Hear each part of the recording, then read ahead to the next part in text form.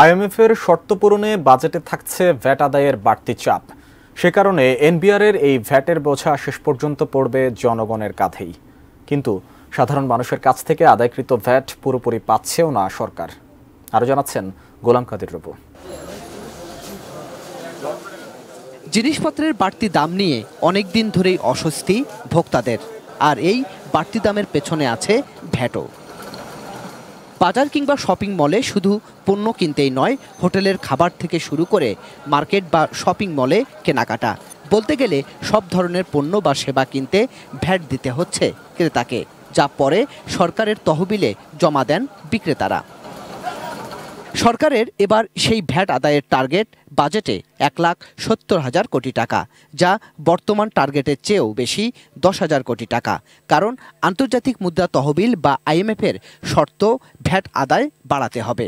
ভ্যাটের হার non AC ঠিক করেছে ঠিকই, কিন্তু দেখা যাচ্ছে ইউনিভার্সিটি কেন্দ্রিক আপনার ইন্ডাস্ট্রিতে যেই কেটারিং সার্ভিসে সেখানে 15% ভ্যাট রয়ে গেছে। তারপর হসপিটালের ক্যাফেটেরিয়াগুলোতে, স্টুডেন্টদের ক্যাফেটেরিয়াগুলোতে ভ্যাট, এই স্টুডেন্টরা তো ভ্যাট দেয় না। যেহেতু স্টুডেন্টরা ভ্যাট দেয় না এবং ওই স্টুডেন্টদের সীমিত প্রফিটে খাবার দিতে হয় সীমিত ইয়েতে, সেখানে ভ্যাটটা না রাখাটাই আমার মনে হয় যৌক্তিক। এখন প্রান্তিক পর্যায়ে অনেক রেস্তোরাঁ হয়ে গেছে এবং প্রত্যেককে ভ্যাটের আওতায় নিয়ে আসা, তাহলে একটা লেভেল প্লেইং ফিল্ড হবে এবং সরকার তার কাঙ্ক্ষিত রাজস্ব আদায় করতে পারবে। কিন্তু কোটি টাকার ভ্যাট আদায় হলেও ফাঁকি দিচ্ছেন দোকানদার ব্যবসায়ীরা। ভ্যাট আদায় বাড়াতে আগামী 5 বছরের মধ্যে 3 লাখ ইএফডি মেশিন বসানোর কথা থাকলেও সে কাজে গতি নেই। পাশাপাশি আছে ভ্যাট মামলার জট, যেখানে আটকে আছে 25,000 কোটি টাকা। আমাদের কাছ থেকে একটা এটিভি ভ্যাট 5% আছে, সেটা গভর্নমেন্ট অ্যাডাপ্ট করে রাখছে। এখন যখন এটাকে আবার সমন্বয় করে, যখন আমরা নিয়ে আসি মালটা ডেলিভারি নিয়ে আসি, তখন কাস্টমারকে সমন্বয় করে। এটার ক্ষেত্রে অনেক খরচ দিতে হয়, অনেক কিছু সমন্বয় করতে বিড়ম্বনার শিকার হতে হয়। সেখানে হচ্ছে এটা যখন আমরা অ্যাডজাস্ট করতে যাই, সরকার এটার পিছনে কি আছে এটাকে সমন্বয় করতে গিয়ে প্রত্যেকটা ব্যবসায়ীকে নতুন করে আবার মামলার শিকার হতে হচ্ছে।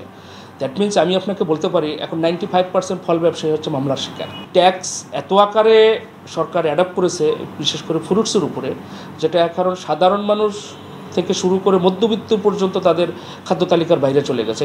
জাতীয় রাজস্ব বোর্ড বা এনবিআরের হিসাব বলছে, দেশে এখন ভ্যাট শনাক্তকারী কোম্পানি বা প্রতিষ্ঠানের সংখ্যা 5 লাখের মতো, আর সেখানে নিয়মিত ভ্যাট দেন 3 লাখ। তাই অর্থনীতি বিশ্লেষকরা বলছেন, হয়রানি দূর করে ভ্যাট ফাঁকি বন্ধে জোর দিতে হবে। জনগণ দিয়ে যাবে, VAT touches everybody but income tax does not. পরোক্ষ করের বিষয় হচ্ছে এটা সকলকে আঘাত করে, কিন্তু সে আঘাতও করলো, দিয়েলো, কিন্তু সেই টাকা আপনি নিতে পারলেন না, অর্থাৎ আপনি বৈষম্য সৃষ্টি করলেন।